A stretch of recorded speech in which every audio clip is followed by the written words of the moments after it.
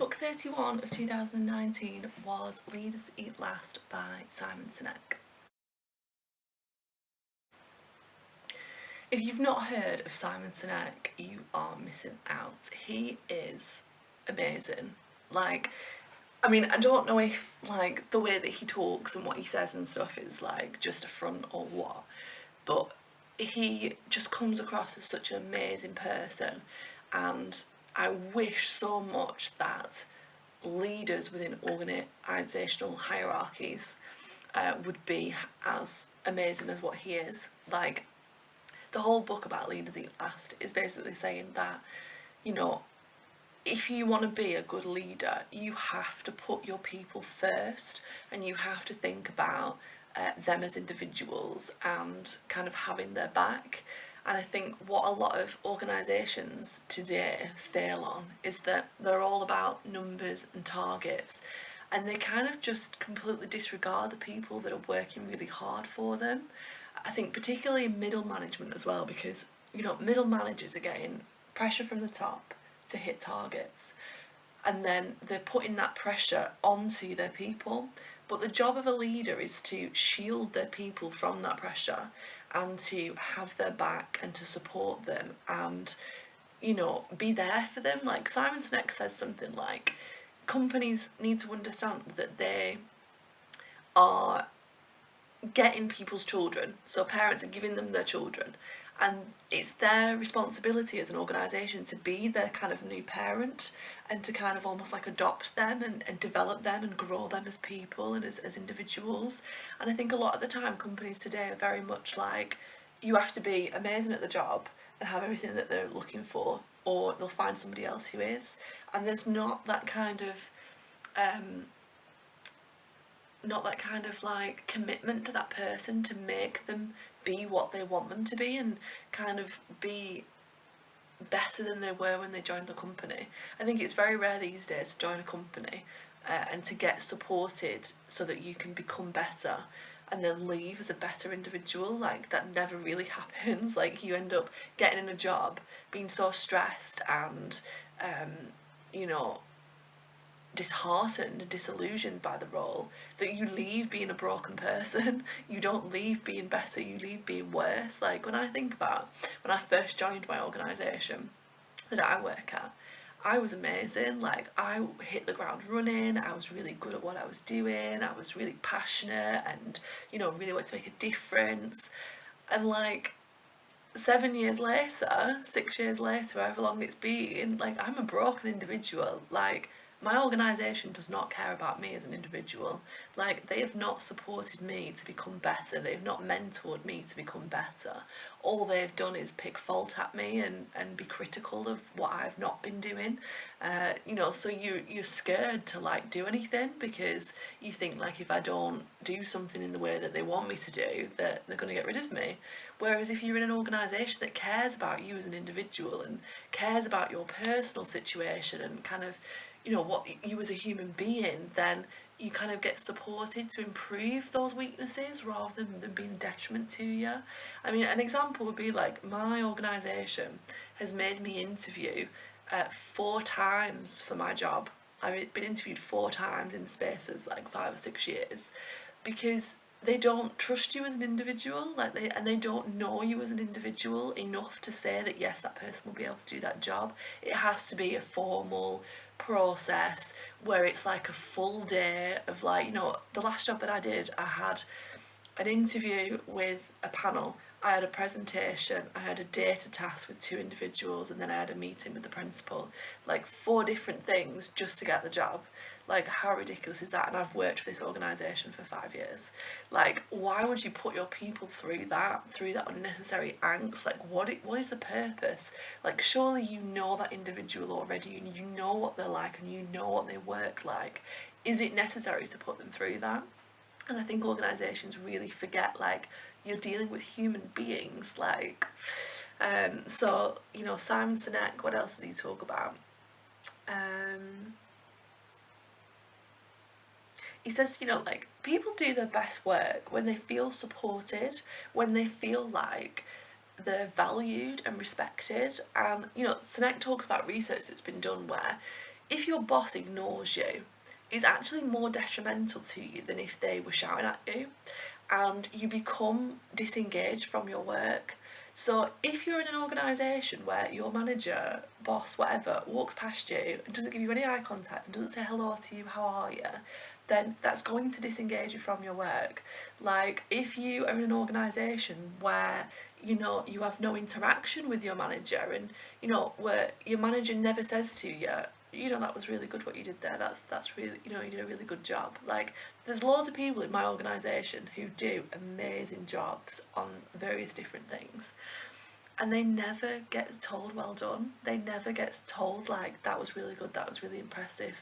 And if they are, it's like a token, like, lip service. It's like, I'm saying this because I've read a book that's told me that I need to say this. It's not like from a genuine place. So, you know, I always make a point of telling people, like, how well I think they've done at something, and, you know, how good of a teacher that they are, and that, you know, they might be struggling but they're a good teacher and they need to remember that. And I think that doesn't come from above, you know, and it should do. And, you know, Sinek kind of says, like, you don't have to be in a position of authority to be a leader. Like, you can be a leader on the ground and people will respect you for being a leader, even if you're not, you know, you don't actually have the title of it. So be one. You know, if you're not managed well and you're not led well, then be the leader that you wish that you'd had. Like, you know, a bad leader is still a good way to figure out what you don't want to be. You know, Sinek says that if you want somebody in your organisation to do good work, you have to trust them. You have to give them the onus and the autonomy and to use the professional judgment to do a good job. Like, you have to give them that. And I think sometimes, like, managers, they just assume that you know all what they know, and so they don't communicate with you, like, what you need to do your job. Like, they just expect you to already know it, and then when you don't do it the way that they want it done, there's criticism there. But it's like, but you didn't give me the information in the first place, you never communicated anything to me, so how could I possibly have got that right? You know, it's little things like that where you think to yourself, how did you become a manager? How did you become in that position? Because you are very, very bad at it. And Sinek kind of outlines, like, you know, the reasons why, like, leaders are good and why they're not. He suggests as well, like, that there's neurochemistry that gets activated in certain situations. So we are built to be cooperative and to, you know, get on with people and to work as a group. You know, we get oxytocin released, and we, you know, we want to bond with people. But if we feel like we've got to watch our back, if we feel like people are going to stab us in the back and people are going to steal our ideas, and, you know, like, and we're not supported, and that we've got to watch what we're doing all the time because we're going to get, like, you know, ousted. Like, you know, in my organisation, if you do something that management doesn't like, they will find something on you to get rid of you. Like, it's a well-known thing that, you know, you can have done nothing, but they'll find something that means that you've done something, if that makes sense.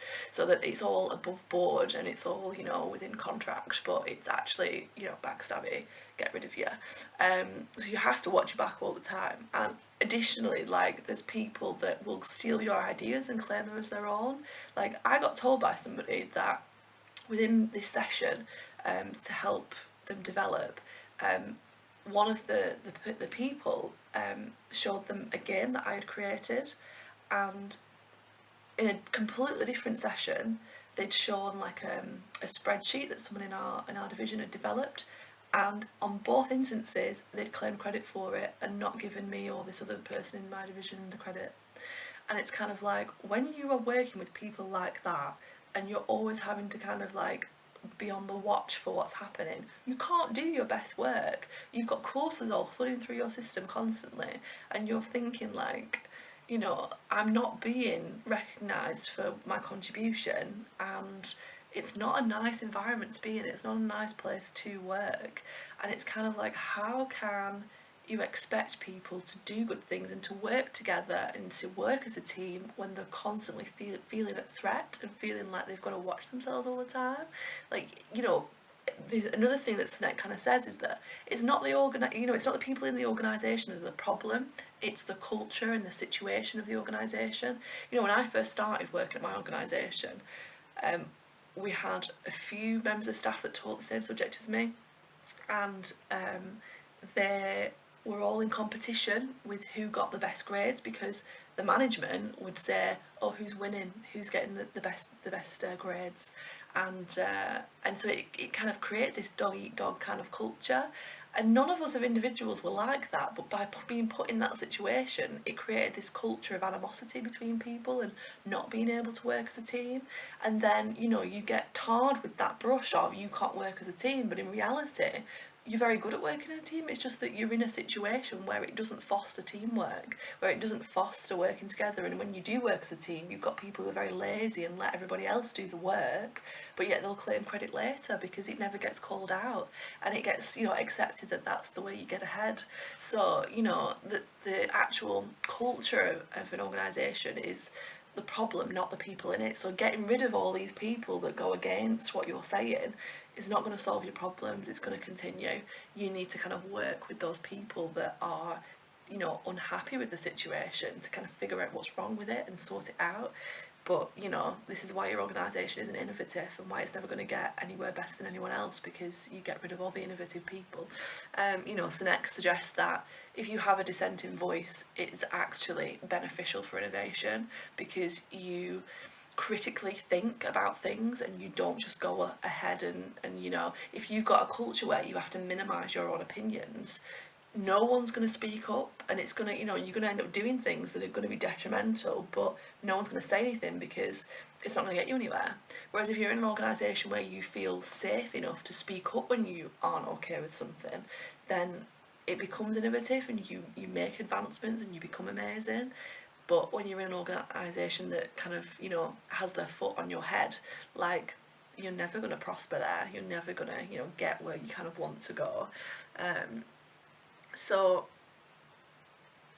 you know, he talks as well about how you have lots of rules that you've got to follow, it's like heuristics that we follow, and that how actually you've got to use your judgment sometimes to see whether or not you should be following those or break those. He uses some examples of like a fighter jet pilot who was not supposed to fly in certain airspace or whatever, like within so many metres of another plane for obviously safety reasons. But he did it in such a way, so he broke the rule, he did it in such a way that he saved lots of people's lives. So it was almost like, you know, we have systems in place to guide us, but we shouldn't just be a robot to the system. Like, we should use our professional judgment and our, you know, understanding and humanity to kind of make decisions. And I think sometimes managers forget that. They go with systems and rules and they forget that you're dealing with human beings and that actually you need to kind of take care of them. So amazing book, and I think anybody that's a leader or in a leading position, management position, really needs to read it, because it's basically saying, you know, if you're a nice person and you care about the people that are in your charge, you will have a much better team and a much better company.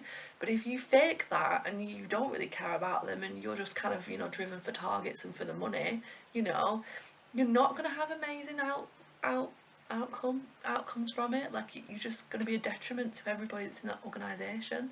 And why would you want that? Why would you want to be a terrible manager that makes everyone hate coming to work? Because I know I certainly wouldn't want to be like that. You know, I'd want to make sure that everyone was cared for and, you know, asked, are you okay? Like, you know, are you alright? Like, that's just never asked in some organisations, which is, it's unfortunate. So yeah, I definitely recommend people to read it, because I think there's a lot of people out there that need to.